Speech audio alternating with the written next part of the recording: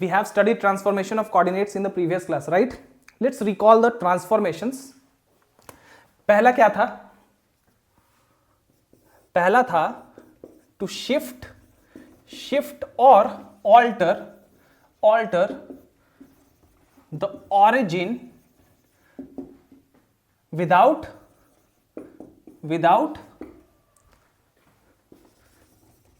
altering the direction of the axis. इसका क्या मतलब होता था? अगर ये हमारा एक पुराना या ओरिजिनल कोऑर्डिनेट सिस्टम है, अगर ओरिजिन को इस पॉइंट से इस नए पॉइंट पर शिफ्ट करना है, इस नए पॉइंट पर जिसका कोऑर्डिनेट h और k है, but direction of axis is not been changed, x dash और ये y डैश, ये नए x और एक y एक्सिस के डायरेक्शन से, जो कि सिमिलर टू प्रीवियस वन है। नाउ अगर हम कोई पॉइंट P कंसीडर करते हैं जिसका कोऑर्डिनेट x और y है, x और y, x डैश और y डैश, इसका क्या मतलब है? पिछले क्लास से आपको याद होगा कि x और y इस P का कोऑर्डिनेट है with respect to this original system, and x dash and y dash are the coordinates of this point P with respect to this new system. तो इस केस में हम x के जगह सब्स्टिट्यूट करते थे h प्लस x डैश और y के जगह k प्लस y डैश। इसका क्या मतलब था? इसका मतलब था कि अगर कोई पर्टिकुलर इक्वेशन दिया हुआ हो x और y में ओरिजिनल सिस्टम के रेस्पेक्ट में, तो वहां पे अगर आपको उसी इक्वेशन को इस नए वाले सिस्टम के अकॉर्डिंग लिखना हो तो x के जगह ये सब्स्टिट्यूट करना होगा और y के जगह ये सब्स्टिट्यूट करना होगा। That's it. Whatever equation you will get thereafter, that is your required equation with respect to this original axis, this original system. Now, दूसरा कॉन्फ़िगरेशन है, दूसरा ऑल्टरेशन क्या था हमारा? To shift या to alter the direction of axis without altering the origin, the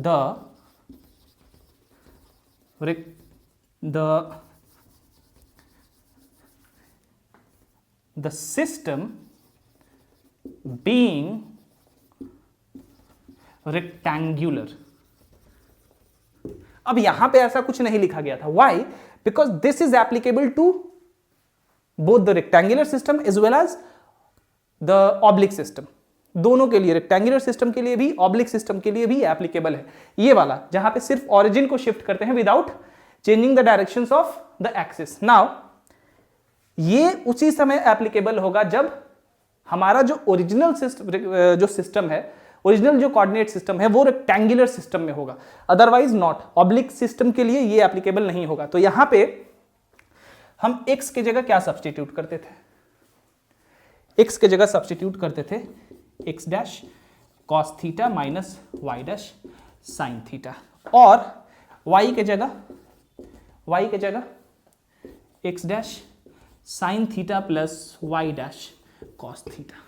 यही होता था, जहां की थीटा क्या है?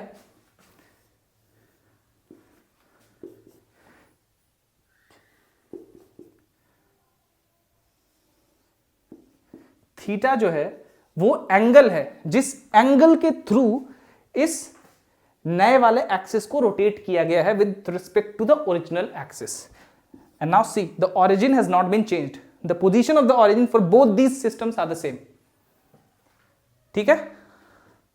सो उसी तरह अगर P यहां पे कोई पॉइंट हो, ठीक है, और P का कोऑर्डिनेट एक्स वाई हो ओरिजिनल सिस्टम के रिस्पेक्ट में, और x डैश y डैश हो न्यू सिस्टम के रिस्पेक्ट में, और कोई इक्वेशन ओरिजिनल सिस्टम के रिस्पेक्ट में दिया हुआ हो, और उस इक्वेशन को आपको कहा जाए लिखना है with respect to this new system, तो आप x के जगह ये सब्स्टिट्यूट कर देंगे उस इक्वेशन में और y के जगह ये सब्स्टिट्यूट कर देंगे, and you will get your required answer with respect to the new axis. चलिए, और एक तीसरा शिफ्टिंग था, उसके बारे में भी देख लेते हैं और उसके बाद कुछ प्रॉब्लम्स को सॉल्व करेंगे।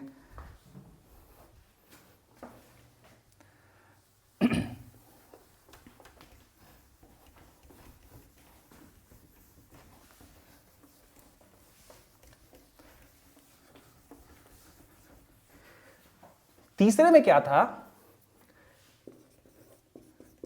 To alter both the origin and the axis। तो इस केस में हम लोग क्या सब्स्टिट्यूट करते थे, याद करो आप।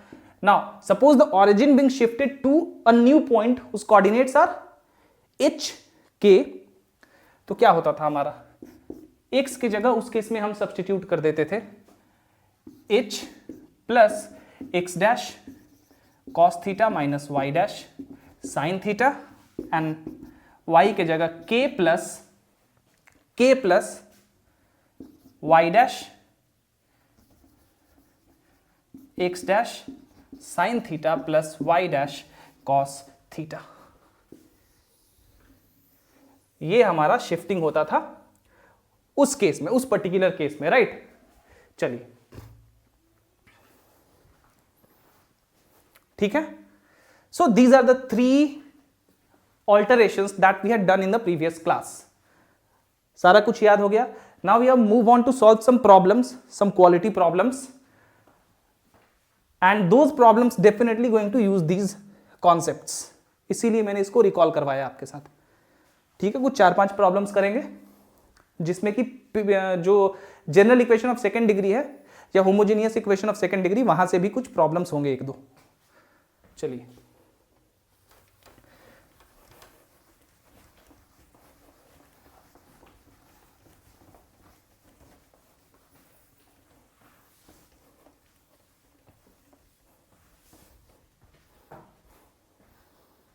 ओके पहला प्रॉब्लम देखते हैं। Transform to axis, transform to axis inclined at 30 degrees to the original axis,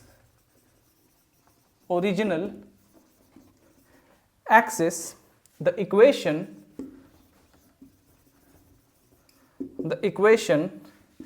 x square plus 2 root 3 xy minus y square is equal to 2a square। ठीक है, कहा जा रहा है कि बिना ऑरिजिन के शिफ्ट किए हुए, ऑरिजिन शिफ्टेड का यहां पे बात नहीं किया जा रहा है, यहां पे बताया जा रहा है कि transform to axis inclined at 30 degree to the original axis। definitely origin has not been shifted here, the position of the origin is being intact। so axis को हमने incline किया 30 डिग्री पे ओरिजिनल एक्सिस के respect में। तो इस equation को हमें ट्रांसफॉर्म करना है जो नया सिस्टम बना है उसके अकॉर्डिंग। डेफिनेटली x की जगह हम क्या सब्स्टिट्यूट कर देंगे, x की जगह हमें सब्स्टिट्यूट करना होगा x dash, where x dash y dash are the current coordinates of a particular point whose coordinates or whose current coordinates with respect to the original axis are x and y। जिस point का coordinate x Y था original axis के respect में, उसी point का coordinate अब नए वाले एक्सिस के रिस्पेक्ट में एक्स डैश वाई डैश है। ठीक है, सो एक्स के जगह हम क्या सब्स्टिट्यूट करेंगे, X dash cos 30 degree minus Y dash sine 30 degree करेंगे ना, क्योंकि theta is equal to 30 degree है। ऑरिजिन को ये जो एक्सिस है उसको इंक्लाइन किया गया 30 डिग्री के एंगल पे। ठीक है, ये कितना आ गया, cos 30 degree root 3 X dash by 2 minus Y dash sine 30 degree, यानी कि Y dash by 2।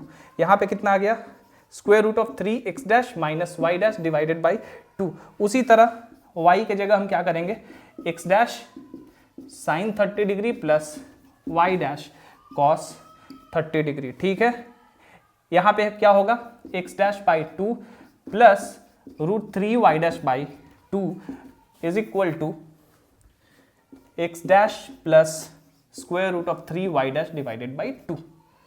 So to transform this particular और this given equation with respect to the new system, we need to substitute in place of x this and in place of y this, and whatever we get is the required equation। चलिए ठीक है, चलिए देखते हैं, transform करते हैं। पहले x के जगह हमें क्या करना है, square root of 3x dash minus Y dash divided by 2, और y के जगह square root of 3y dash plus x dash divided by 2। Okay,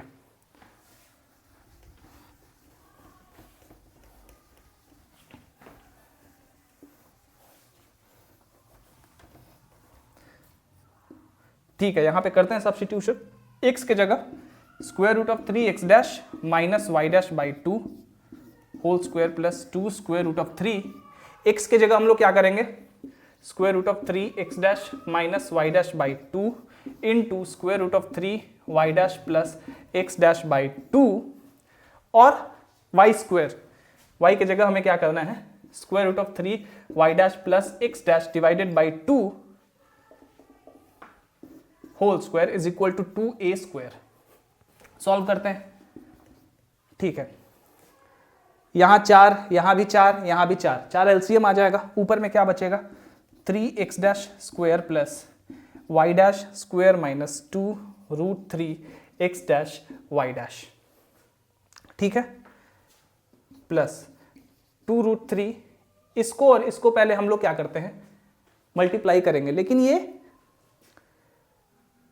यहां पे ये नहीं करना है कि a plus B A minus B का हमने फॉर्मूला लगा दिया, क्योंकि यहां पे सिंबल दूसरा है, रिवर्स्ड है यहां पे, इसलिए we have to simply multiply it.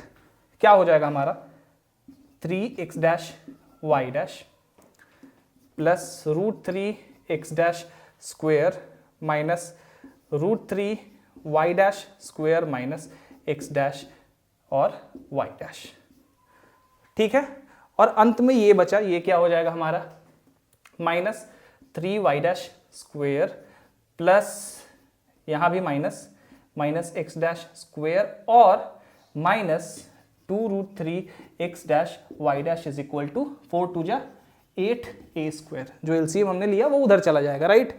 चलते हैं,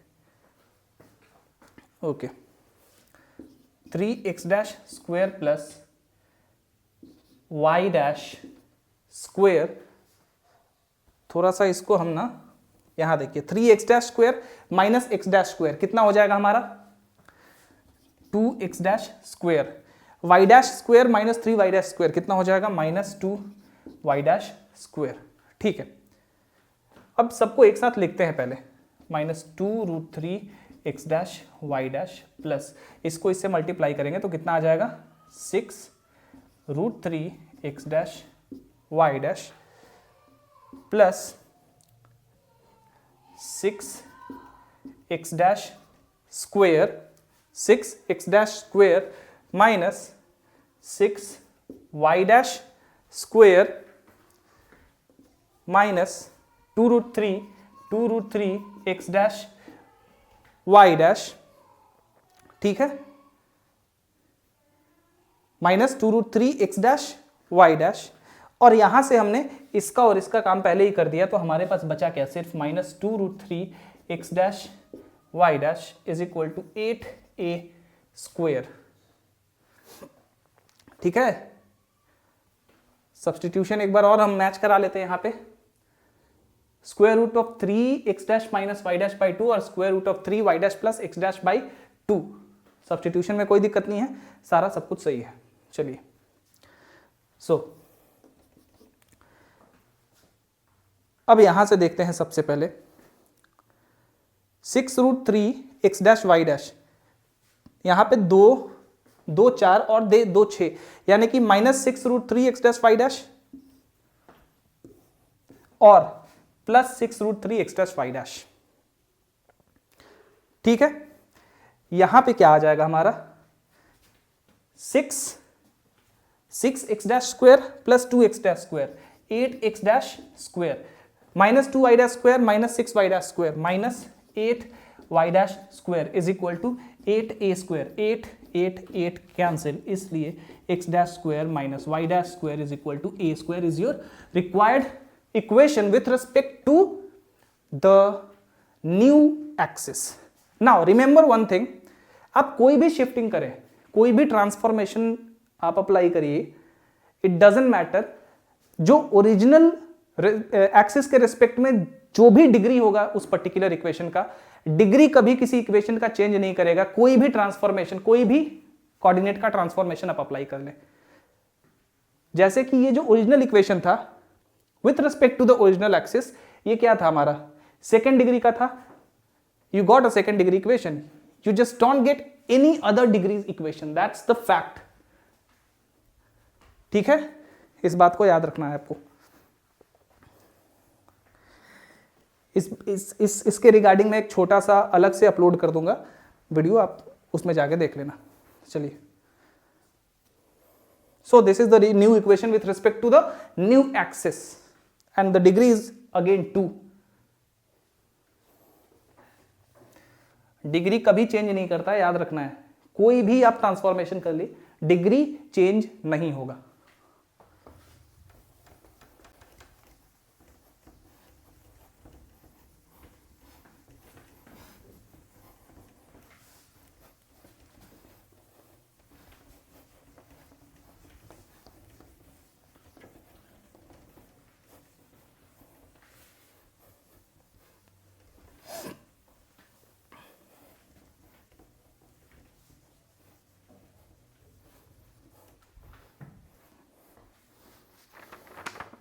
okay,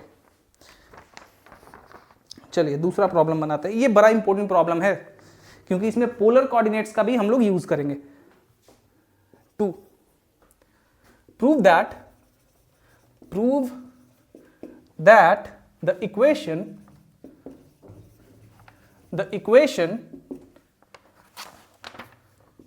m x cube minus 3x y square plus y cube minus 3x square y is equal to 0 represents three straight lines,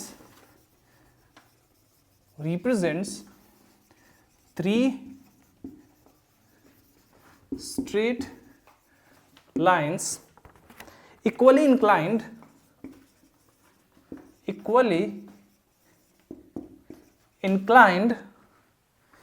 to one another, ठीक है। Question completed.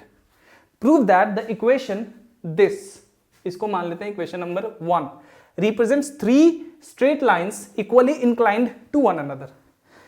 Now the first thing that you have noticed by seeing this equation is this is a homogeneous equation of third degree.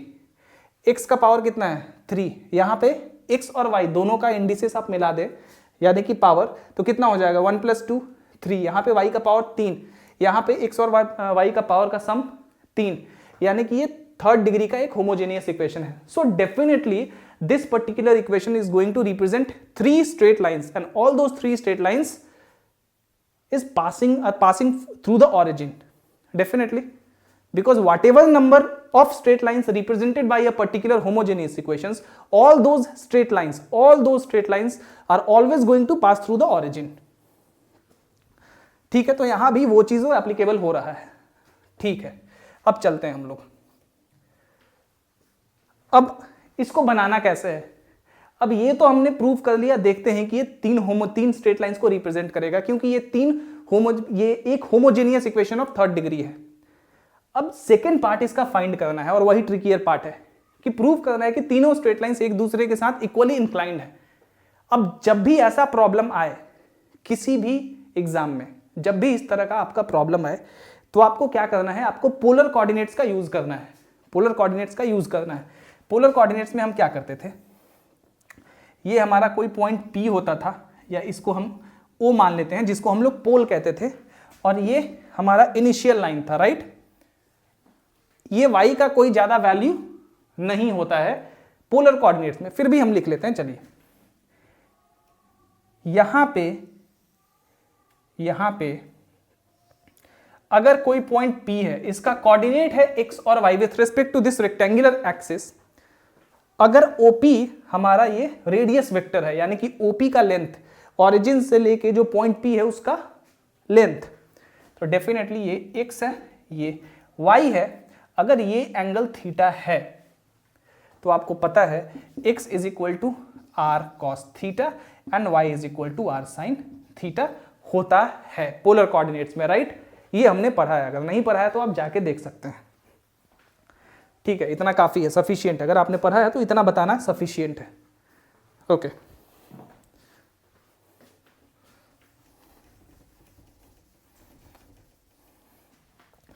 अब हमें कुछ नहीं करना इस equation में, जैसे इंक्लिनेशन का बोला जाए। अब ये तो आपको पता है कि 3 स्ट्रेट लाइंस रिप्रेजेंट करेगा, so that part is already proved. Just substitute the polar coordinates of x and y। क्या हो जाएगा हमारा m इंटू एक्स के जगह हम क्या सब्स्टिट्यूट करते हैं, x is equal to r cos theta, right? r is equal to r sin theta, sorry y is equal to r sin theta. तो यहां भी मैंने आपको जो बताया था x is equal to r cos theta और y is equal to r sin theta ही लिखा था, अगर नहीं तो यही होगा। ठीक है, चलिए m x के जगह हमारा हो जाएगा। अब एक चीज देखिए, r क्यूब यहां भी आएगा, x के जगह सब्स्टिट्यूट करेंगे r cos थीटा का होल क्यूब, तो r क्यूब तो यहां भी, r क्यूब यहां भी, r क्यूब यहां और r क्यूब यहां भी। क्यों ना इस पूरे में से r क्यूब को कॉमन लेके हम उस तरफ भेज दें तो हमारा 0 हो जाएगा। तो बचा क्या है यहां पे, cos cube theta minus 3 cos theta sin square theta plus y के जगह sin क्यूब थीटा। ठीक है, minus 3 cos square theta sin theta is equal to 0, कोई दिक्कत नहीं है। Now m is equal to, m is definitely, अब m क्या है ये अभी आपको पता चलेगा, चलिए देखते रहिए। m डेफिनेटली किसी लाइन के द्वारा x एक्सिस से पॉजिटिव डायरेक्शन में जो एंगल बनाया जाता है उसी का टेंजेंट है, slope of some line. Okay चलिए, तो यहां पे हम इसको लिख सकते हैं, इन सबको इधर भेज देते हैं। ठीक है, इन सबको इधर भेज देंगे तो क्या हो जाएगा हमारा, यहां पे हो जाएगा 3 cos square theta sin theta minus sin cube theta divided by cos cube theta minus 3 cos theta sin square theta. ऐसा हो सकता है, चलिए देखते हैं। नाउ अगर हम ऊपर नीचे cos क्यूब थीटा से डिवाइड कर दें तो देखते हैं क्या आएगा। Dividing by cos cube theta to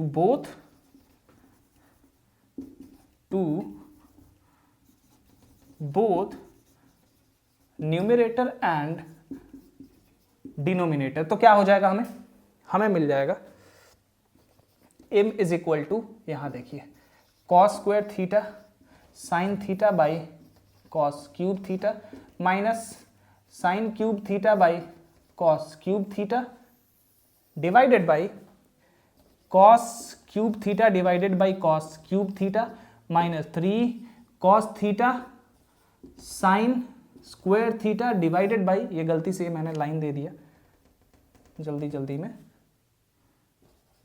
sin square theta by cos cube theta.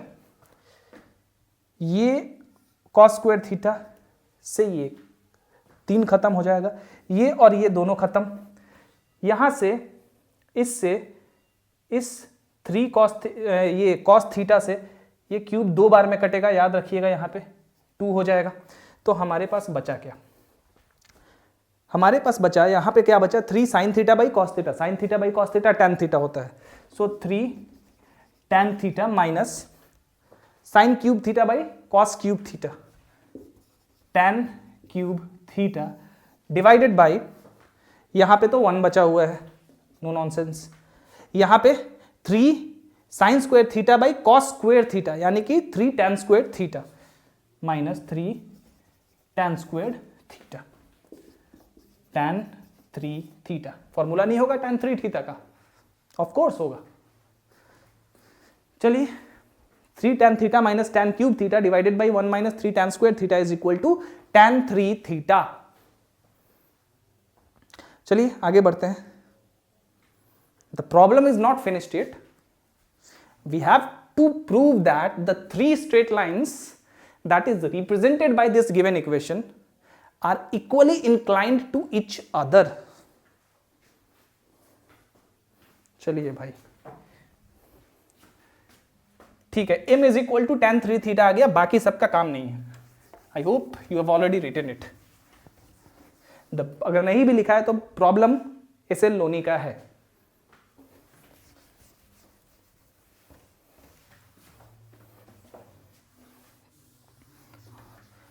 और ये एक प्रॉब्लम बहुत सारे प्रॉब्लम्स को सॉल्व करने में हेल्प करेगा आपको, क्योंकि ये प्रॉब्लम हमें ये बताता है कि कहां पे हमें पोलर कोऑर्डिनेट्स को अप्लाई कर देना है। इस तरह का प्रॉब्लम जब भी हो तो अप्लाई पोलर कोऑर्डिनेट्स। नाउ मान लेते हैं कि m is equal to let m is equal to tan phi. अब डेफिनेटली m तो किसी एंगल फाई का टेंजेंट ही होगा, और ये angle positive direction of x axis में कोई स्ट्रेट लाइन बना रहा है। अब चूंकि यहां पे 3 स्ट्रेट लाइंस हैं तो m डेफिनेटली तीनों स्ट्रेट लाइंस को दिखाना चाह रहा है। ठीक है, देखते हैं क्यों। Let m is equal to tan phi, therefore tan phi is equal to tan phi is equal to tan 3 theta, therefore phi is equal to 3 theta. क्या ऐसा होगा?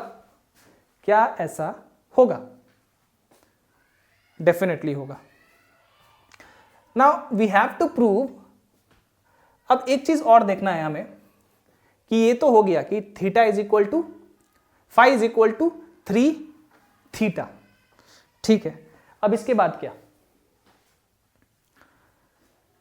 इसके बाद क्या? यहां से हम कर सकते हैं theta is equal to 5/3। Theta is equal to 5/3। क्या इसको इस तरह से लिख सकते हैं? थीटा इज इक्वल टू इस तरह से। अब देखिए थोड़ा ध्यान देना है, यहां पे ट्रिगोनोमेट्री है थोड़ा। tan 3 theta is equal to tan phi. इसको हम और क्या क्या लिख सकते हैं? क्या इसी को हम लिख सकते हैं tan फाई को tan 180 degree plus phi? Can we?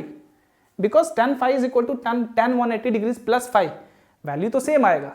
tan 180 plus phi is equal to tan phi होता है। और इसी को लिख सकते हैं tan 360 degree plus phi. Can we? Absolutely, because tan 360 degree plus phi is equal to also tan phi. क्यों होता है मैंने बताया है। जब जो आपका रोटेटिंग लाइन है वो एक बार फुल चक्कर लगाएगा तो फिर ये कहां पहुंच जाएगा? फाई एंगल के पास ही। जब 360 degree plus phi, that is जहां पे ओरिजिनली फाई था वहीं पे पहुंच गया। इसका मतलब टेंजेंट उसका चेंज होगा ही नहीं, जो tan फाई था वही ये भी होगा। ये मैंने आपको बताया है काफी डिटेल में, तो आप वहां जाके ट्रिगोनोमेट्री में चेक कर सकते हैं। ठीक है, नाउ इसका ये मतलब है, अब चूंकि यहां पे ध्यान दीजिए 3 थीटा आया था, यानी कि 3 theta is equal to phi हो सकता है, 3 theta is equal to 180 degree plus phi हो सकता है, और 3 थीटा इज, माफ करिएगा, theta 3 theta is equal to 360 plus phi हो सकता है। That means theta is equal to 5/3 हो सकता है, या फिर 60 डिग्री प्लस 5/3 हो सकता है, या फिर 120 डिग्री सही है प्लस 5/3 हो सकता है। अब फाई कौन सा एंगल है? फाई एक ऐसा एंगल है जो कोई straight line positive direction of x से बना रहा है। ठीक है, इन द पॉजिटिव डायरेक्शन। अब यहां तीनों स्ट्रेट लाइंस रिप्रेजेंट हो रहे थे, और थीटा क्या था? थीटा यहां पे डेफिनेटली तीनों स्ट्रेट लाइंस का एंगल था पॉजिटिव एक्स के साथ इन द पॉजिटिव डायरेक्शन, है कि नहीं? ये भी सही है। इसका मतलब है एक जो हमारा लाइन है, ये इसको थोड़ा और बड़ा करके मैं समझाता हूं। ये सब हो गया। चलिए ध्यान दीजिए, एक लाइन यहां 5/3 पे है, दूसरा लाइन इक्वली इंक्लाइंड, दूसरा लाइन कहां पे है, दूसरा लाइन है 60 डिग्री प्लस 5/3, यानी कि इसी लाइन से और 60 डिग्री और 60 डिग्री मान लेते हैं 5/3 और 60 प्लस 5/3, यानी कि अगर ये पूरा एंगल है मेरा, नहीं, अगर ये एंगल 60 है, 60, सिर्फ 60, तो ये पूरा एंगल कितना हो जाएगा, पूरा एंगल कितना हो जाएगा 60 प्लस 5/3, यानी कि अब ध्यान यहां पे ये देना है कि 60 प्लस 5/3 में से अगर 5/3 कर दें तो हमारा 60 डिग्री आता है, यानी कि यानी कि π/3। ठीक है, अब ध्यान देना है यहां पे ये चीज, ये एंगल हमारा π/3, 60 डिग्री मैंने लिखा था, सही है। ये भी एंगल कितना है π/3, यानी कि इस लाइन और इस लाइन के बीच का जो एंगल है वो कितना है 5/3। तीसरे में कितना है आपका 120 प्लस π/3, तो 120, यानी कि यहां से और जो भी लाइन होगा, अब ये कितना होगा, ये इसके और इसके बीच का एंगल 60 डिग्री, इसके और इसके बीच का भी जो एंगल होगा वो भी कितना होगा आपका π/3, जो भी तीसरा लाइन होगा उसके और इस वाले लाइन के बीच का भी एंगल π/3 होगा। देख लीजिए, इसमें से इसको घटाना है तो पहले और दूसरे के बीच का एंगल, यानी कि ये वाला निकल गया, इसमें से इसको घटाएंगे तो तीसरे और दूसरे के बीच का एंगल मिल जाएगा, यानी कि ये π/3, राइट। अब डेफिनेटली इस क्वाड्रेंट को ये पार कर जाएगा, क्रॉस कर जाएगा, अगर इस तरह से इसका डायरेक्शन हुआ तो, राइट। तो तीनों लाइन एक दूसरे के साथ 60 डिग्री के, तीनों लाइन एक दूसरे के साथ इक्वली इंक्लाइंड है, ये तो साफ हो गया, इक्वली इंक्लाइंड है, ये दोनों एक दूसरे के साथ और ये दोनों एक दूसरे के साथ, तीनों line, all the 3 lines are equally inclined to each other. I hope you understand this problem. ठीक है, तो इस तरह से ये प्रूफ हो गया, यहीं से दिख गया। ये कैसे आया आपको पता है, ये चीज यहां पे जो लिखा था, एक स्टेप और बढ़ा देते हैं यहीं पे, इसके बाद यहां पे लिखा था, इसलिए हमने क्या माना था, let m is equal to tan phi, इसलिए tan 3 theta is equal to tan phi। उसके बाद यहां से आपका साफ साफ सॉल्यूशन है, कोई यहां पे मतलब ऐसा नहीं है कि सॉल्यूशन नहीं है। ठीक है, अगर आपने ट्रिगोनोमेट्री पढ़ी है then there is no problem solving this part. Trigonometry is very essential to study coordinate geometry and further to study calculus. Remember, so calculus start करने से पहले अपना trigonometry और coordinate geometry को strong कर लेना है आपको। Sorry, कहाँ calculus start करने से पहले trigonometry और coordinate geometry को strong करना है। That is the reason why I prefer algebra, trigonometry and coordinate geometry before starting calculus. Calculus है easy, it's not tough. It is tough because you haven't studied the portions that is required or that are required to study it. That is why calculus seems tough. ठीक है, तो इसीलिए पहले algebra, trigonometry और coordinate geometry को आप खत्म करिए, फिर जाके देखिए कैलकुलस। चलिए, सो ये प्रॉब्लम हमारा प्रूफ हो गया।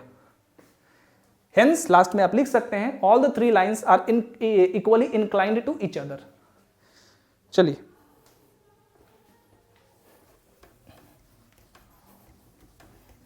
कोई दिक्कत हो इस प्रॉब्लम में तो मेरे से दोबारा पूछ सकते हैं कमेंट करके।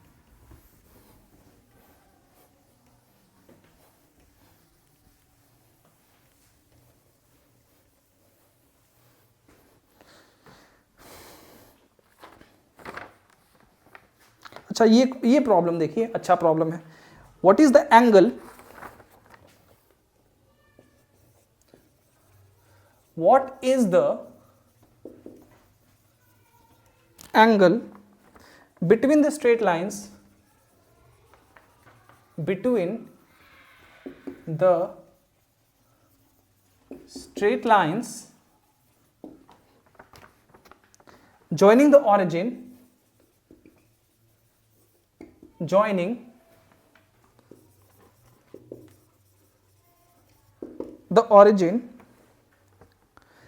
to the intersection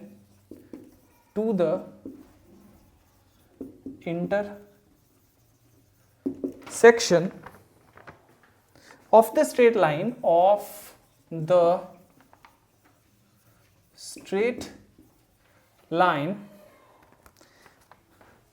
y is equal to 3x plus 2. ये प्रॉब्लम मैंने आपको इस तरह का बताया भी था पिछले क्लास में. with the curve x square plus 2xy plus 3y square plus 4x plus 8y minus 11 is equal to 0. Now the problem is very easy.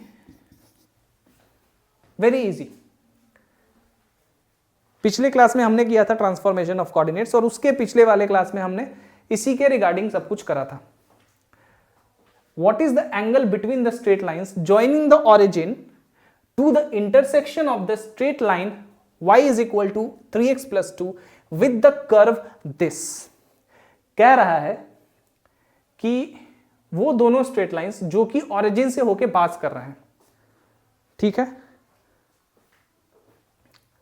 उन दोनों स्ट्रेट लाइंस के बीच का एंगल आपको निकालना है.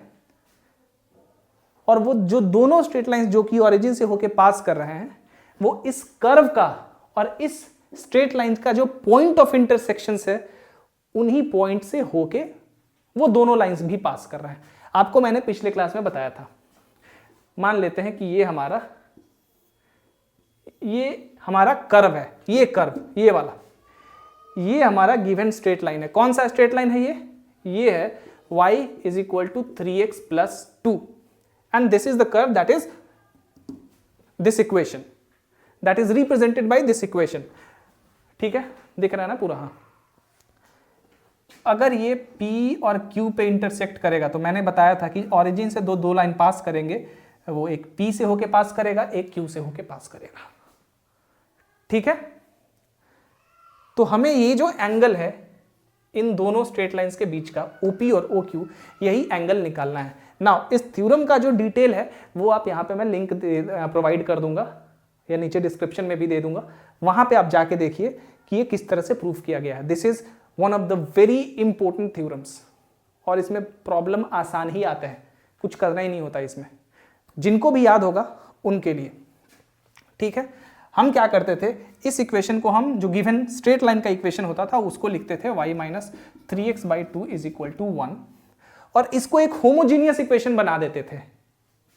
नहीं बनाते थे, एक होमोजीनियस इक्वेशन इस कर्व को हम लोग बना देते थे. वो कैसे? वो ऐसे कि यहाँ पे x square plus 2xy plus 3y square plus 4x plus 8y और यहाँ पे हम सब्स्टिट्यूट कर देते थे 1 के जगह ये, याद होगा आपको, y माइनस 3x/2 और अंत में जो कांस्टेंट है इसके साथ y माइनस 3x/2 का whole square is equal to 0. अब हर जगह x और y का जो टोटल पावर है वो कितना है? 2. सो this is now a homogeneous equation of a second degree and it definitely represents to straight lines passing through the origin, and those straight lines are definitely passing through these 2 points that are the point of intersections of this straight line with this curve. इतना तो आपको पता है अब, और नहीं पता है तो आपको वहां जाके देखना चाहिए क्योंकि फिर काफी टाइम लगेगा इसको समझाने में. ठीक है, एक पूरा क्लास ही है इसी पर्टिकुलर थ्योरम पे बेस्ड. चलिए अब इसको सॉल्व करेंगे. हम इसको सॉल्व करेंगे तो हमें दो स्ट्रेट लाइन का इक्वेशंस आ जाएगा और दोनों स्ट्रेट लाइन का इक्वेशंस अगर हमें मिल गए तो डेफिनेटली वहां से हम स्लोप निकाल लेंगे और दोनों के बीच का एंगल निकाल लेंगे. Deal and done. नाउ अगर हम होमोजेनियस इक्वेशन भी सेकंड डिग्री का सही से निकाल लें तो हमें पता है कि angle between those two straight lines which are represented by a homogeneous equation of second degree क्या होता है? वो होता है उसका जो टेंजेंट होता है वो होता है 2 square root of h square minus a b divided by a plus b. यही होता है ना। तो बस हमें इसको थोड़ा सा सॉल्व करके छोटा कर लेना है, उसके बाद एच ए और बी हमें पता चल ही जाएगा। चलिए सॉल्व करते हैं। ओके ठीक है, एलसीएम आ जाएगा आपका 4 आएगा LCM. 4x square plus 8xy plus 12y square plus यहां पे क्या हो जाएगा आपका, यहां पे 2 है तो 2 से मल्टीप्लाई करेंगे तो क्या हो जाएगा हमारा 8x plus 16y into y minus 3x। कोई दिक्कत? यहाँ पे 11 इसका होल स्क्वायर कर दीजिए, y square plus 9x square minus 6xy is equal to 0। कोई दिक्कत नहीं है। चलिए 4 एलसीएम लिया, 4x स्क्वायर 4 2 जा 8xy 4 3 जा 12y स्क्वायर, और यहाँ पे 2 पहले से है, ठीक है, और एलसीएम 4 है तो 2 से यहाँ मल्टीप्लाई हो जाएगा, तो 2 4 जा 8 8 2 जा 16, और ये जो है पहले से यहाँ पे है अवेलेबल, लिख दिया 4x square plus 8xy plus 12y square plus multiply करते हैं 8xy माइनस 24x स्क्वायर, ये हो गया आपका plus 16y square minus 48xy। ये भी ठीक है। यहाँ 11 से अंदर मल्टीप्लाई कर देते हैं, minus 11y square minus 99x square plus 66xy is equal to 0। यहाँ भी कोई दिक्कत नहीं है। चलिए 4x स्क्वायर है, x स्क्वायर वाले को एक साथ करते हैं पहले, minus 99x square minus 24x square, कितना हो गया 99 और 24 13 123, और यहां से 4 चला जाएगा तो माइनस 119x स्क्वायर आ जाएगा। अब सबसे पहले हम क्या करते हैं, xy वाले को सेटल करते हैं। 8xy 16xy, और कहाँ कहाँ xy है 48xy और 66xy।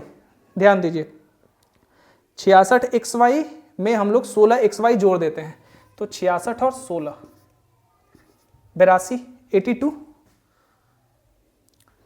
8 और कहीं xy तो नहीं है, एक तो 48 है, इसको घटा देंगे इसमें से 8 8 16 और वहाँ पे 66, ठीक है। इसमें से हमें 48 घटा देना है तो 12 में से 8 गया तो 4 और यहाँ पे 34, यानी कि प्लस 34xy। अब y स्क्वायर वाले को हम देख लेते हैं, 16 और 12 28 हो गया, और कहाँ है y, यहाँ पे 28 में से 11 गया तो 17, यानी कि plus 17y square is equal to 0। इसको इरेज कर दूं,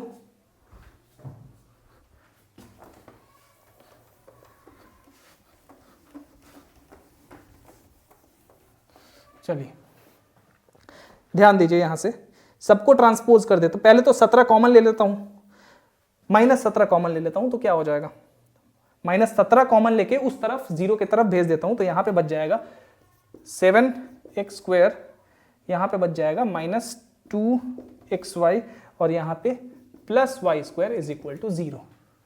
now it is a homogeneous equation of second degree in its simplest of the forms. कुछ करना ही नहीं है आपको।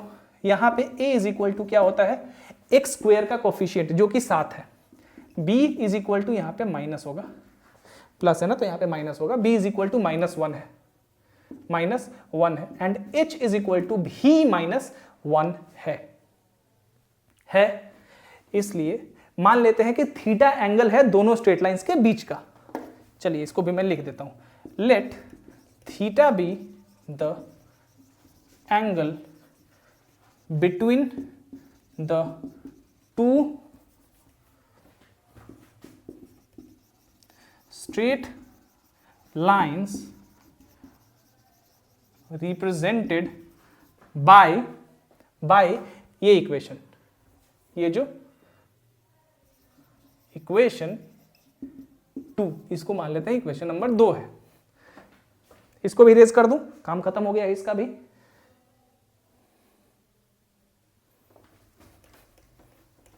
चलिए क्या हो जाएगा, therefore tan theta is equal to 2 square root of h square minus a b divided by a plus B.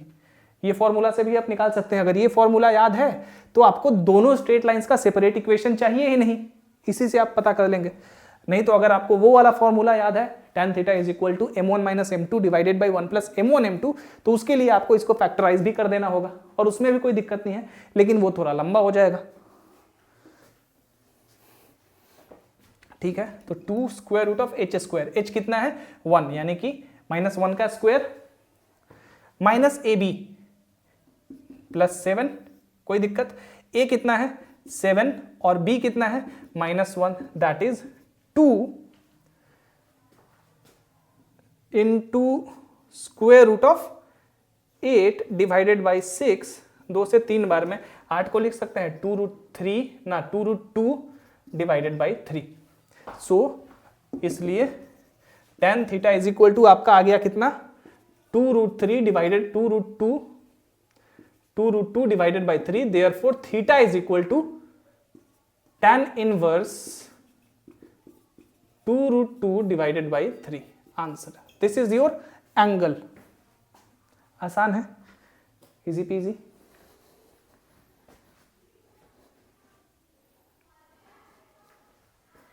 चलिए आगे बढ़ते हैं।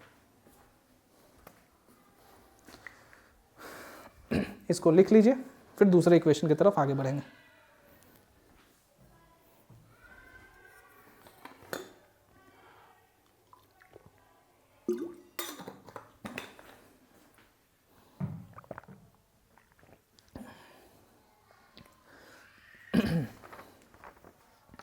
ये प्रॉब्लम देखते हैं, अच्छा प्रॉब्लम है ये भी।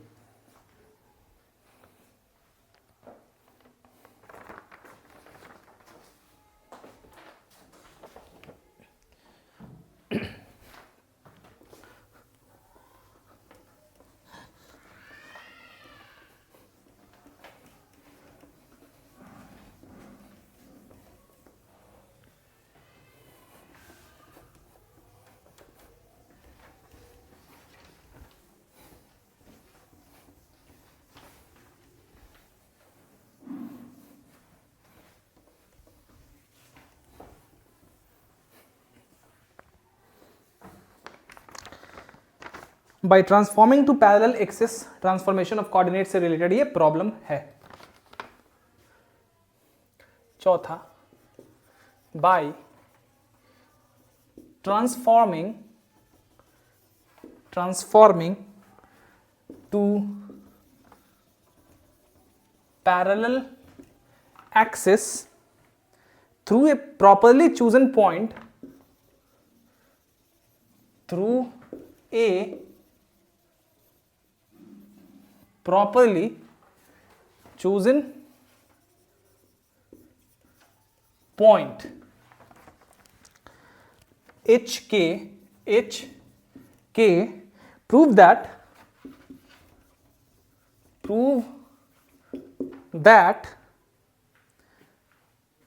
the equation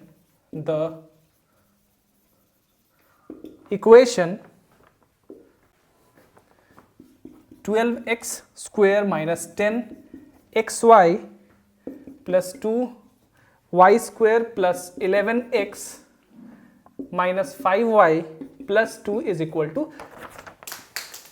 0।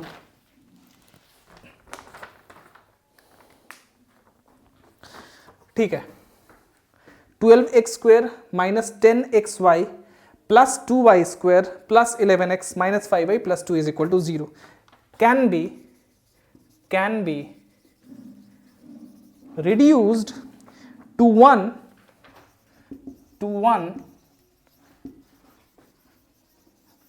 containing only terms of the second degree, only terms of the second degree। चलिए क्वेश्चन को पहले समझते हैं, and it is a very important question, क्योंकि इस तरह का कोई प्रॉब्लम इसी मेथड से बनने वाला है। कोई भी प्रॉब्लम हो, डजंट मैटर। कह रहा है कि by transforming to parallel axis through a properly chosen point h k. अब यहां पे हमें इतना पता चल जा रहा है कि जो एक्सिस है उसको पैरेलल रखा गया है, यानी कि पहले जो एक्सिस का डायरेक्शन था, एक्सिस का डायरेक्शन चेंज नहीं किया गया है। दैट मीन्स एच और के पे जो ट्रांसफॉर्मेशन हुआ है वो ऑरिजिन का हुआ है। So origin has been shifted to its original, shifted from its original position to the new position h k. Origin को यहां पे शिफ्ट किया गया, यानी कि यहां पे ट्रांसफॉर्मेशन ऑफ ऑरिजिन की बात है। एक्स के जगह हम लोग सब्स्टिट्यूट क्या कर देंगे, एक्स के जगह एक्स डैश प्लस एच और वाई के जगह वाई डैश प्लस के। यही सब्स्टिट्यूशन हमारा होने वाला है। चलिए ठीक है।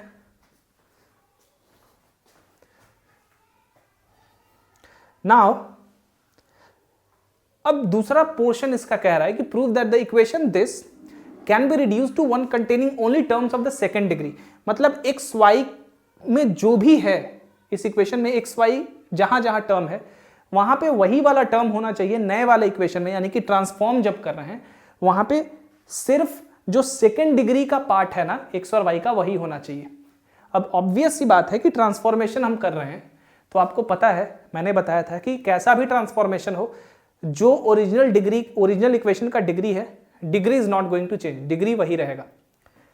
तो डेफिनेटली सेकेंड डिग्री का तो कह ही रहा है और सेकेंड डिग्री का इक्वेशन है भी है, लेकिन जितने में आप पावर 2 देख रहे हैं, एक्स वाई का प्रोडक्ट देख रहे हैं, एक्स का पावर 2 देख रहे हैं, वही वाला टर्म होना चाहिए, बाकी टर्म नहीं होना चाहिए। अब इसका क्या मतलब है वो अभी थोड़ी देर में आपको पता चलेगा। So this is the substitution that we have to do here in this equation. मान लेते हैं इसको इक्वेशन नंबर 1। इसको मुझे इरेज करना पड़ेगा, लंबा थोड़ा प्रॉब्लम है ये। चलिए तो इस यहां से लेके इस पोर्शन को मैं इरेज कर देता हूं, ठीक है। लिख लीजिए आप, फिर से एक बार दे देता हूं, ये दोनों और यहां तक, आगे बाद में मैं इरेज करूंगा।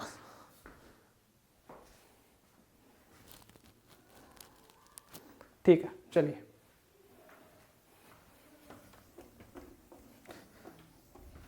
नाउ सब्स्टिट्यूशन स्टार्ट करते हैं।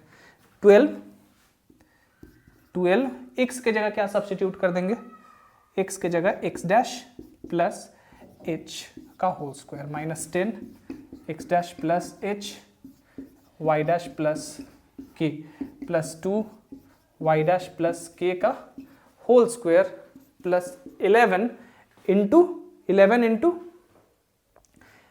एक्स, यानी कि x dash plus h minus 5 into y dash plus k plus 2 is equal to 0। ठीक है, चलिए 12 x dash square plus 12 h square plus 24 x dash h, यहां से कोई दिक्कत, minus 10 x dash Y dash minus 10 x dash k minus 10 h y dash minus 10 h k, यहां भी कोई दिक्कत नहीं है, प्लस यहां पे 2 वाई डैश स्क्वेयर, 2 ही है, 2 y dash square plus 2 k square plus 4 y dash k plus 11 x dash plus 11 h minus 5 y dash minus 5 k plus 2 is equal to 0। सबसे पहले जितना सेकेंड डिग्री वाला है एक्स डैश और Y dash में के साथ, उसको एक साथ कर लेते हैं। तो सेकेंड डिग्री में क्या क्या है हमारा, और ये भी यहां पे है कि only terms involving second degree is available, जो नया वाला इक्वेशन है, दूसरा नहीं। इसका मतलब देखकर दिखाता हूं मैं आपको, 12 एक्स डैश स्क्वायर, ठीक है, ये भी रह जाएगा, और कहां कहां पहले एक्स डैश, ये नहीं रहेगा, इसको हम अलग करेंगे। सबसे पहले सेकेंड डिग्री का एक्स डैश स्क्वायर और कहीं भी है, और कहीं एक्स डैश स्क्वायर कहीं भी नहीं है, तो बस 12 x dash square. Y dash square कहाँ है, बस यहाँ पे, यानी कि प्लस 2 वाई डैश स्क्वायर, और कहीं वाई डैश स्क्वायर तो है नहीं, ठीक है, अब x डैश y डैश को देखते हैं कहाँ कहाँ है। एक तो यहाँ पे है और कहीं है x डैश y डैश नहीं, और कहीं भी नहीं है, यानी कि इसको एक तरफ x डैश y डैश, इसको एक बार ऐसे करके आपको रख लेना है। बाकी सब देखते हैं हम लोग। 12h² इसको उधर रखेंगे। पहले x वाले टर्म को जिसमें x डैश का डिग्री 1 हो उसको एक साथ रखते हैं।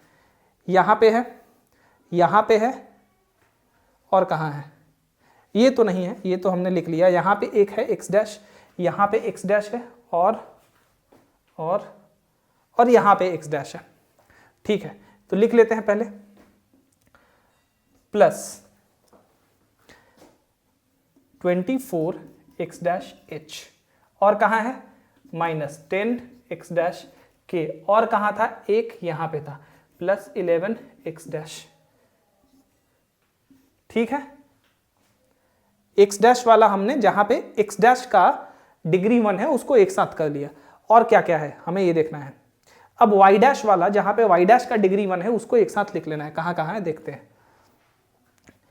यहां पे है एक, और एक यहां पे है, और एक यहां पे है। तो चलिए इसको भी एक साथ लिख लेते हैं, तो हो जाएगा हमारा प्लस 2y डैश, नहीं ये तो हमने लिख लिया है, यहाँ तो y डैश स्क्वायर है, इसको तो हमने हटा लिया है, सिर्फ y डैश देखना है ना।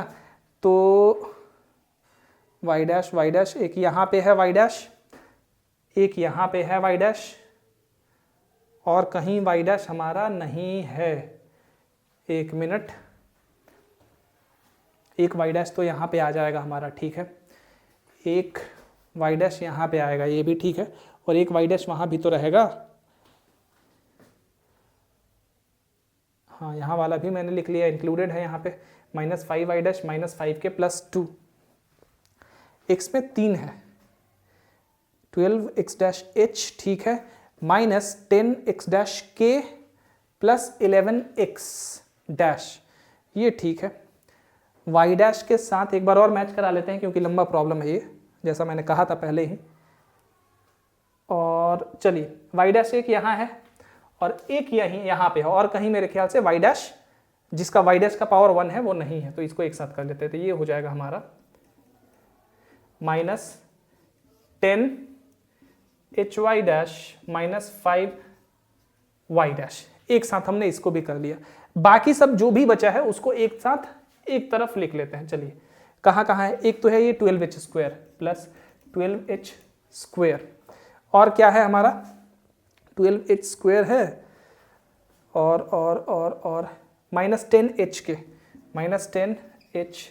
के, और क्या है प्लस 2k², और कहाँ है, और है हमारे पास प्लस 11h और minus 5k plus 2 is equal to 0। ठीक है, कोई दिक्कत यहां से, कोई दिक्कत नहीं होनी चाहिए। चलिए अब क्वेश्चन को यहीं पे आके, इस क्वेश्चन में जो ट्रिकियर पार्ट है ना, यहीं पे अप्लाई करना है। इस इक्वेशन को थोड़ा और अच्छे से हम लिख लें, टर्म थोड़ा काउंट कर लें, 1 2 3 4 5 6 7 8 9 10 11 12 13 14 15 टर्म है। यहाँ पे 3 4 5 6 7 8 9 10 11 12 13 14, और कहीं टर्म छूट रहा है क्या हमारा, 1 2 3 4 5 6 7 8 9 10 11 12 13 14 15 टर्म है। यहाँ पे प्लस 2 मैंने लिख ही लिया है, कहाँ छूट रहा है, 1 2 3 1 2 3 6 7 8 9 10 और 4 14 ही टर्म आ रहा है, कहीं पे कुछ छूटा हुआ है।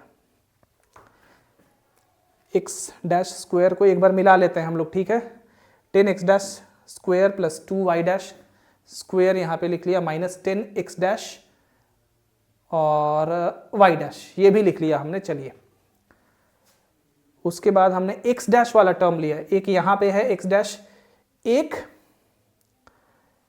हमारा x डैश यहाँ पे है, ठीक है, इसको भी ले लिया, और x डैश एक यहाँ पे, इसको भी ले लिया। उसके बाद हमने y डैश वाला टर्म लिया, y डैश, सिर्फ y डैश ढूंढते हैं हम लोग, एक यहाँ पे है y dash minus 10hy dash जिसको हमने ले लिया, और कहीं पे एक ये भी तो है ना 4y डैश के, y डैश भी 3 है, देखिए ये यहाँ भी एक y डैश है, इसको भी मुझे इंक्लूड करना था तो इसको भी इंक्लूड कर लीजिए यहाँ पे, प्लस 4y डैश के, ठीक है, ये छूट गया था मेरे से, तो हो गया इतना, ये 4y डैश के। अब सब कुछ हो गया हमारा। अब इस इक्वेशन को इस तरह से लिख लेते हैं, 12x dash square plus 2y dash square minus 10x dash y dash, यहाँ से इसको 24x dash h minus 10x dash k plus 11, यहाँ से क्या करते हैं ना, x डैश को बाहर निकालते हैं सबसे पहले, ठीक है, यहाँ से x डैश को हम लोग बाहर निकाल लेते हैं, x डैश, तो क्या हो जाएगा 24h माइनस 10k प्लस 11, यहाँ से उसी तरह हम y डैश को बाहर निकलते हैं, तो minus y dash 10h plus 5 और माइनस 4k, कोई दिक्कत नहीं है, और बाकी सबको लिख देते हैं जैसे था, plus 12h square minus 10hk plus 2k square plus 11h minus 5k plus 2 is equal to 0। Calculation लंबा है इसका, ठीक है, इसका जो थोड़ा सा सिंप्लीफिकेशन है वो बड़ा है, लंबा है इसका। चलिए आगे बढ़ते हैं, और बोर्ड पे थोड़ा सा लंबा चौड़ा करना पड़ता है इसीलिए। अब देखिए, अब हमें यहाँ पे यहीं पे हमें अपना ट्रिक अप्लाई करना है। वो क्या है, कह रहा है कि ये इक्वेशन जो नया वाला होना चाहिए वह उसमें वही टर्म्स इन्वॉल्व होने चाहिए जो सेकेंड डिग्री वाले हों, यानी कि ये तो भाई सिंगल डिग्री वाला टर्म है ना, तो ये हो जाएगा आपका 0, ये भी सिंगल डिग्री वाला टर्म है तो कोफिशिएंट ऑफ y डैश भी 0। अब इससे कुछ मिलेगा आपको, डेफिनेटली मिलेगा, देखते हैं क्या मिलता है। इरेज करूं इसको,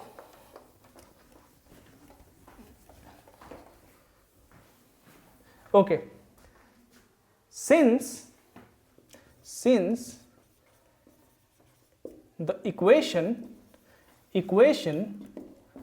we wanted only involve the terms in the second degree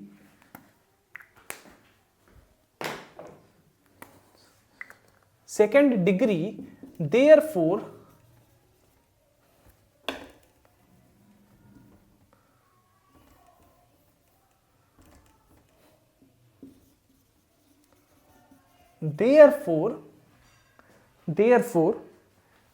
ये term 0, 24h minus 10k plus 11 is equal to 0, ठीक है।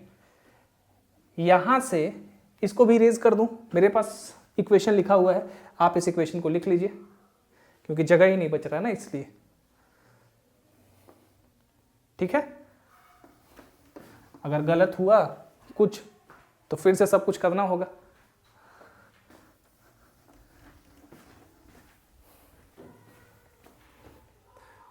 ठीक है, पहले समझ लो आप, पहले एक बार समझ लीजिए, उसके बाद इस प्रॉब्लम को दोबारा आप देख के पॉज कर करके और सॉल्व करिएगा।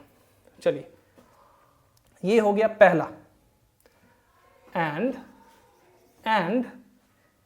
ये भी 0, 10h plus 5 minus 4k is equal to 0। अब h और k में हमें दो लीनियर इक्वेशंस मिला, अब यहां से h और k का वैल्यू निकल जाएगा, वही करना है हमें।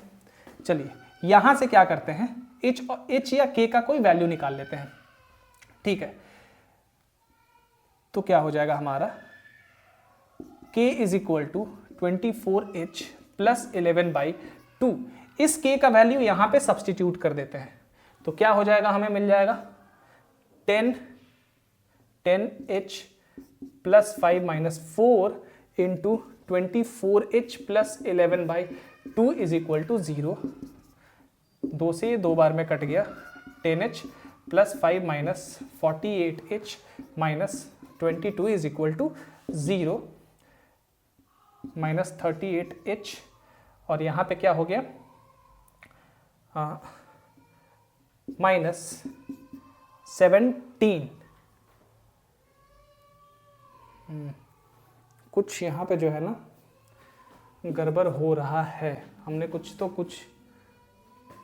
ना कुछ गड़बड़ कराया हमने, बट क्या 10h प्लस 5 माइनस 48h, ठीक है, माइनस 22, यहाँ तो सब कुछ ठीक लग रहा है, लेकिन h का वैल्यू गलत है। ये कुछ ना कुछ कहीं ना कहीं गड़बड़ तो हुआ है, देखना पड़ेगा कहाँ पे। 24h माइनस 10k प्लस 11 और फिर minus y dash into 10h plus 5 minus 4k, ये भी ठीक है। हाँ, ये हो गया 10h प्लस 5 माइनस 4 और k के जगह मैंने वैल्यू सब्सटीट्यूट किया। ये तो गलत है भाई, क्योंकि h का वैल्यू ये नहीं होना चाहिए। हमारा h का जो वैल्यू है वो गलत है। I think we need to solve this problem again. हमें इस प्रॉब्लम को फिर से सॉल्व करना होगा, कहीं ना कहीं कुछ ना कुछ सिंप्लीफिकेशन में गलत हुआ है। ठीक है, तो इतना चेक करने से अच्छा है कि फिर से सॉल्व कर लेते हैं। चलिए, इस बार जगह भी ज़्यादा रहेगा हमारे पास।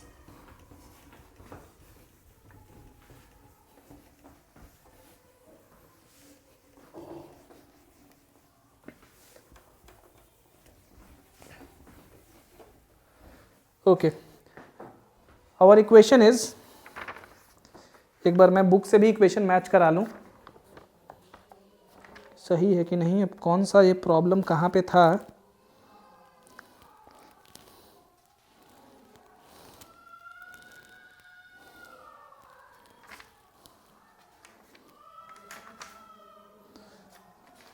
पता नहीं कहाँ पे था ये प्रॉब्लम, मिल नहीं रहा अभी। चलिए कोई नहीं, ठीक ही होगा, ये ठीक होगा। चलिए देखते हैं। इक्वेशन था हमारा 12x square minus 10xy plus 2y square plus 11x minus 5y plus 2 is equal to 0। ठीक है, हमने ट्रांसफॉर्मेशन करना है। 12x dash plus h whole square minus 10x dash plus h into y dash plus k plus 2y dash plus k whole square plus 11x dash plus h minus 5y dash plus k is equal plus 2 is equal to 0। ठीक है, 12x dash square plus 12h square plus 12 2 जा 24x dash h, ठीक है, minus 10 यहाँ पे x dash y dash minus 10 x dash k minus 10 y dash h minus 10 h k। ठीक है, यहाँ भी now plus 2y dash square plus 2k square plus 4y dash k, ठीक है, plus 11x dash plus 11h minus 5y dash minus 5k plus 2 is equal to 0। ठीक है, इस बार सही है, देखते हैं सही है कि नहीं, वो तो पता चल जाएगा। सेकंड पावर को एक साथ, x डैश स्क्वायर तो अब कहीं भी नहीं है, तो एक इसको रख लेंगे। देखिए मैं फिर 10 लिख रहा हूँ, 12x डैश स्क्वायर, लग रहा है 12 जैसा ना, x डैश स्क्वायर, ठीक है, 2y dash square, x dash y dash यहाँ भी है, इसको भी minus 10 x dash y dash को एक साथ हमने रख दिया। ठीक है, अब सबसे पहले x वाले टर्म को मान लेते हैं प्लस x डैश कॉमन लिया हमने, बचा कितना 24h, और x डैश वाला टर्म हमारा सिर्फ x डैश का पावर जिसमें सिंगल हो, ये नहीं, ये खत्म हो गया है, क्योंकि यहाँ पे x डैश y डैश दोनों मिला के तो पावर 2 है ना, इसको नहीं लेना है, सिर्फ x डैश हो जिसमें वेरिएबल के फॉर्म में।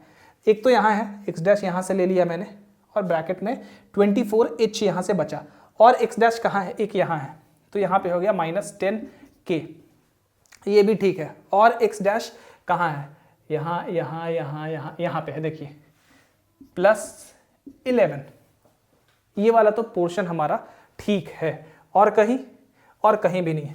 अब y वाले y डैश पे आते हैं हम लोग, कहाँ कहाँ है सिंगल वेरिएबल, सिंगल डिग्री में y डैश, एक तो यहाँ है, तो चलिए माइनस y डैश यहाँ पे 10h, और y डैश कहाँ है, यहाँ पे नहीं, यहाँ पे नहीं, यहाँ पे है, तो यहाँ पे हो जाएगा माइनस, क्योंकि माइनस पहले मैंने ले लिया है 4k, और y डैश कहाँ पे है, यहाँ पे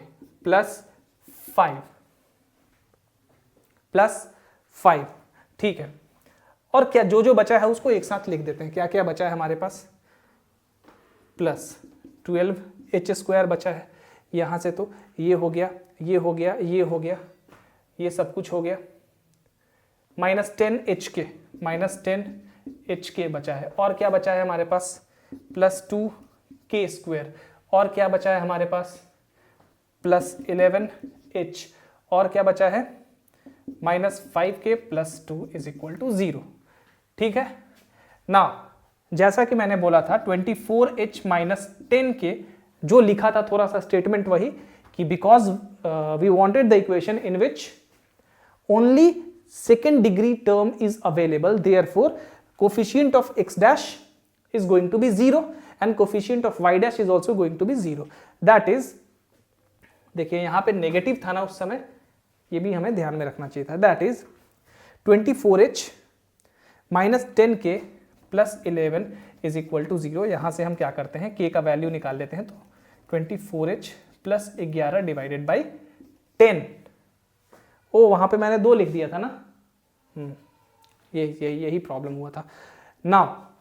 ये भी हमारा क्या होगा, ये टर्म भी हमारा 0 ही होगा, इसको भी 0 कर लेते हैं, तो चलिए 10h - 4k + 5 = 0, 10h - 4, k के जगह पे हमारा क्या है, 24h + 11/10 + 5 = 0, 50h - 48h - 22 + 5 नहीं +25 = 0। बहुत गड़बड़ हुआ था वहां पे, मुझे लग रहा है कि ये कितना हो गया 2h, और यहां पे कितना हो गया +3 = 0, h = -3/2। इस h का वैल्यू यहां पे सब्स्टिट्यूट करेंगे, k = -3/2 -36 + 11/10 कितना हो गया, इसका मतलब है कि 5 2 10 -5/2, सो k = -5/2, h = -3/2, ठीक है। अच्छा है, चेक करने से अच्छा है कि फिर से ही कर दिया है, इस तरह से आपको भी समझ में आ गया। वहां पे मैंने यहाँ 10 की जगह 2 लिख दिया था उस जगह पे, और मैं उस चीज को नहीं देख रहा था, चलिए कोई नहीं। तो k = कितना आ गया, -5/2, h = कितना आ गया, -3/2। अब हमें क्या करना है कि ये k का और h का वैल्यू इस इक्वेशन में सब्स्टिट्यूट कर देना है। जो भी इक्वेशन आएगा वो आपका रिक्वायर्ड इक्वेशन होगा, बशर्ते कि वो इक्वेशन में वही सारे टर्म्स इन्वॉल्व होने चाहिए जिसका डिग्री सेकंड हो, मतलब x डैश y डैश का डिग्री सेकंड वाला ही टर्म्स वहां पे अवेलेबल होना चाहिए। तो h = कितना आया है, -3/2, k = -5/2। Substitute this and see what is going to happen.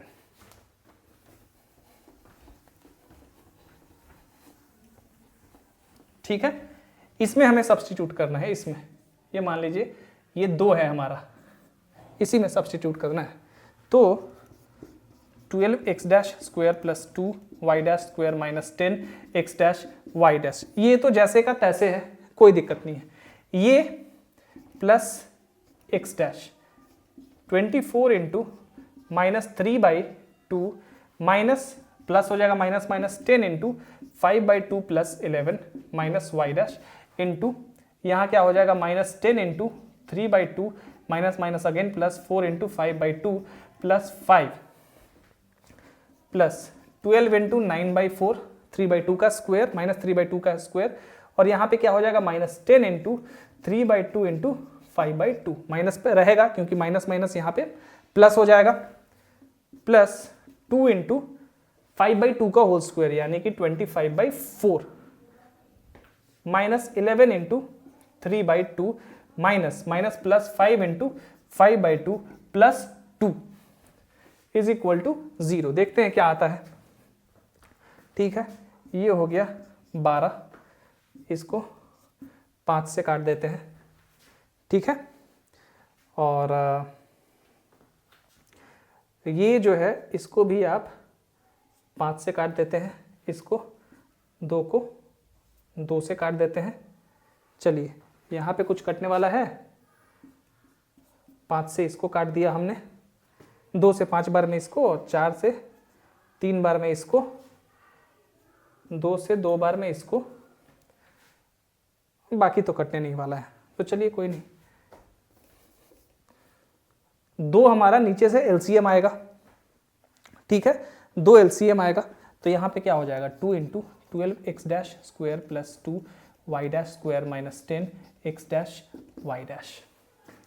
ठीक है, यहाँ पे प्लस 2x डैश, ये क्या हो जाएगा थोड़ा देखते हैं, -36 और 25 और 11 प्लस 36 माइनस y डैश, यहाँ पे क्या हो जाएगा 2y डैश क्योंकि 2 एलसीएम लिया है हमने, -15 और 5 2 जा 10 प्लस 5 प्लस 15। यहां तो दिख गया कि x डैश और y डैश वाला टर्म हमारा 0 हो जाएगा। अब यहां पे देखते हैं कि टिपिकली क्या आ रहा है, प्लस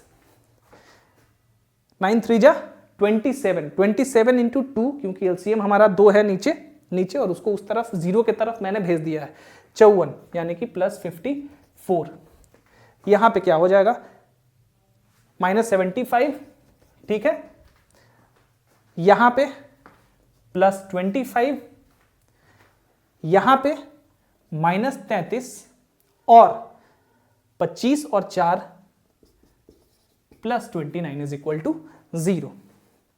ठीक है, ये तो भाई 0, ये भी 0। सबसे पहले यहां पे ऐड वाला ऐड कर देते हैं, तो 54 25 और 29, 54 25 और 29, 14 और 4 18, 9 108, कितना हो गया देखिए 108 और -75 और -33, डेफिनेटली 5 3 8 7 3 10, तो प्लस 108 -108, ये सब कुछ खत्म है आपका। बचा क्या, ये 2 को उस तरफ 0 के तरफ लेते जाइए, बचा क्या 12x square minus 10x dash y dash plus 2y dash square is equal to 0। 2 common लेके इधर भेज दीजिए, सिंप्लीफाई कर लीजिए। और सो आप देख सकते हैं कि x डैश और y डैश का जो डिग्री है वो 2 है इस इक्वेशन में, यानी कि सेकेंड डिग्री का जो टर्म है सिर्फ वही इन्वॉल्व है इस वाले पर्टिकुलर इक्वेशन में।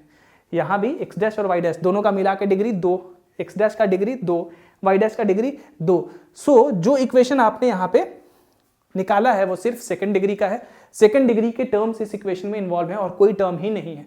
सो this is the required equation, that is this is a homogeneous equation of second degree in x dash and y dash, and this is your new equation.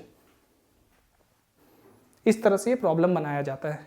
शुरू में हुआ क्या था, यहाँ पे ये जो डिवाइडेड बाय 10 है ना, वहां पे गलती से हमने 2 लिख दिया था और उसको हम देख नहीं पा रहे थे, एंड इट हैपेंस समटाइम्स।